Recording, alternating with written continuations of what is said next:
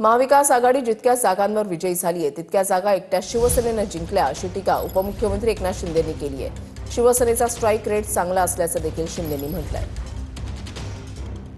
या निवडणुकीमध्ये पाहिलं की भारतीय जनता पक्षाने सेंचुरी मारली आणि शिवसेनेने हाफ सेंचुरी क्रॉस केलेली आहे आणि शिवसेनेचा स्ट्राईक रेट देखील अतिशय चांगला आहे।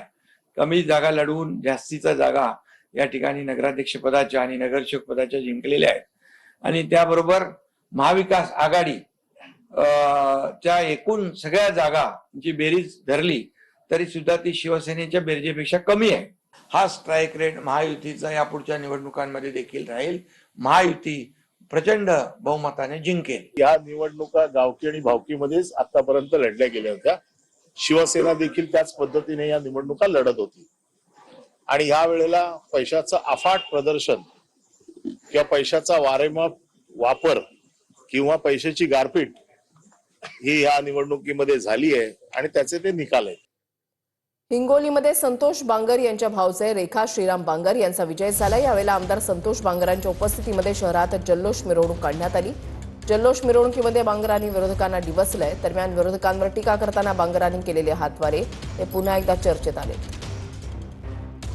हे माझ्या सर्व शिवसैनिकांकडे राखलाय आणि विरोधकांच्या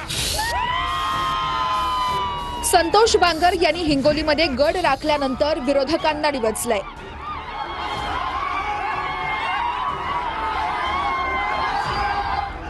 संतोष बांगर यांच्या भाऊजाई रेखा श्रीराम बांगर हिंगोली नगराध्यक्षपदी विजयी झाल्यात। भाऊजाई रेखा यांच्या विजयानंतर हिंगोली शहरातून भव्य मिरवणूक काढण्यात आली।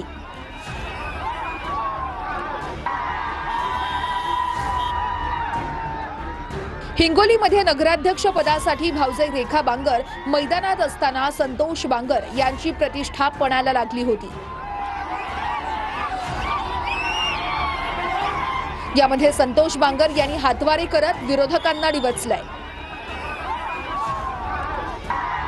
तर हिंगोली जिल्हा शिंदेंचा बालेकिल्ला असल्याच्याही घोषणा दिल्यात। हिंगोली जिल्हा एकनाथ शिंदे साहेबांचा बालेकिल्ला। शिवसेना आमदार संतोष बांगर यांच्या भाऊजाई विजयी झालेले आहे। हिंगोली नगर अध्यक्ष पदासाठी जे आहेत ते आमदार संतोष बांगर यांच्या भाऊजाई निवडणूक रिंगणामध्ये होत्या। मोठ्या मताधिक्याने जे आहेत ते निवडून आलेले आहेत। कळमनुरीचा आणि हिंगोलीचा गड राखला। अरे हे माझ्या सर्व शिवसैनिकांकडे राखलाय आणि विरोधकांच्या